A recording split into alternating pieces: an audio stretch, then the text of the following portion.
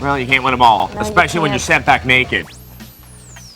Welcome to Xplay, the show where nerds are kings. On today's show, a racing game with a stupid name that wants to make you forget all about Gran Turismo 4. Plus, Pac-Man hits the Nintendo DS, and trust me, whatever you expect this game is going to be like, you're wrong. And how about a heaping helping of real-time strategy for the PC? Because real-time strategy is always on the PC. Then mix in some more $20 games for cheap bastards. Sprinkle on a review of Donkey Konga 2. And you have half an hour of moderate excitement. Hey, at least we're more entertaining than reruns of Arena. So true. But we kick things off with a racing sim that wants to make you say, Gran Turismo who? Here's a review of a game with a title that sounds way too much like euthanasia. It's Enthusia Professional Racing. The title of this game. The problem just starts there. It sounds like a Kia or something. I know they're trying to, sort of infer enthusiasm or something. But I hear euthanasia. I thought it was a Jack Kevorkian kart racing. That's, when you're throwing, carbon monoxide bottles at one another to try to make them spin off the road. You don't like that idea, do you? I'm just glad you're not a game designer. If you are interested in, of course, a better sim, of course, there's Gran Turismo, which just came out. And there's Forza, which I really got into until I realized I really suck at it.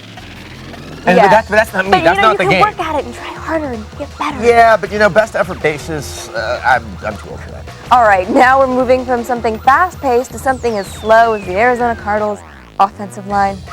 A strategy game. Oh yes, point click, how the hours drag when we're playing PC games. But the makers of Empire Earth 2 want you to get crazy with that mouse. They want you to point and click in real time. Yeah. Wow, it's pretty exciting, people. Here's a review of Empire Earth 2. Darn it, now I just want to eat pizza, which is still more exciting than playing an RTS. Yeah, the real-time strategy games just haven't been doing it for us lately. There hasn't been anything in this genre as innovative as Pikmin in ages. Though we must admit that we are looking forward to a handful of fairly traditional RTS games we saw at this year's E3, like Age of Empires 3, which has a system that ties the economy of your colony to the home city. And the new Rise of Nations, Rise of Legends game, which is set in a crazy alternate reality. Alternate. But we have to beg of the developers, please, we don't care if it's set in ancient Egypt or ancient Rome. In Webb.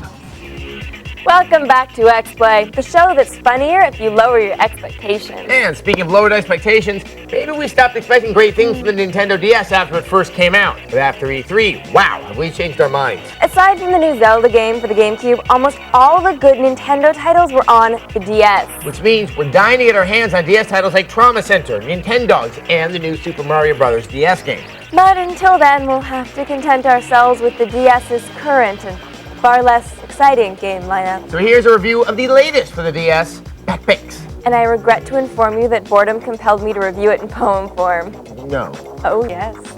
Trying to find a way to make Pack Picks interesting. Clearly, I failed. Just go sit over there and be ashamed. Go. I was trying something new. Be ashamed. That's not new. Sessler and Morgan Webb.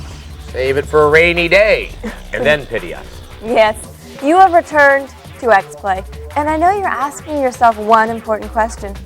Why? Because it's free. Yeah. And guess what? You might actually learn something. You're gonna learn that it's not too late to buy good games for less than $20. Here's yet another edition of Games for Cheap Bastards, presented by EB Games. Yes, if you paid full price for those the first time, then you have good taste. But as it turns out, fortune favors cheapskates because they're now under 20 bucks. So rejoice, cheap bastards. Being stingy has paid off. And now you have money for food and clothing. But please, people, we want you to wear clothing. The XXL Silk Spider-Man shirt, that doesn't count.